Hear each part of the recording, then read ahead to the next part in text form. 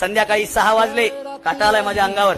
संध्याकाळी 6 वाजले, वडील आले, सोफ्यावर बसले, माझी एंट्री झाली. एंट्री झाल्याबरोबर मी स्टेजवर आलो. कॅमेरा माझ्यावर झूम झाला, क्लोजअप मध्ये कॅमेरा आला. माझ्या छातीवर असं नाव आलं. माझ्या बापाला वाचता येत नाही, माझ्या आईला वाचता येत नाही. माझा बाप माझ्या आईकडे बघून म्हणतो, ए पोराचं नाव टीव्हीवर आलं. आणि माझी आई म्हणते, गप्पा मला दिसना का? वाचता तो दोघालाही येत नाही, दोघालाही वाचता येत नाही. आनंद टिपला. वडिलाच्या डोक्यात काय आलं माहित नाही. प्रताप भाऊ, माझे वडील उठले, देवघरात गेले. देवघरातून माझ्या वडिलांनी पंचीपाळ आणला, हळद कुंकू आणलं.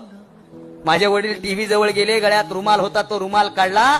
माझ्या वडिलांनी टीव्ही असा पुसला, टीव्हीला हळद कुंकू लावलं. वडील आले, टीव्ही समोर कीर्तन ऐकत बसले. संध्याकाळी जेवण करताना डायनिंग टेबलवर मी माझ्या वडिलांना विचारलं, बाबा अहो आपला टीव्ही नवा नाही, आज दसरा नाही, दिवाळी नाही, लक्ष्मी पूजन नाही, तरी जुन्या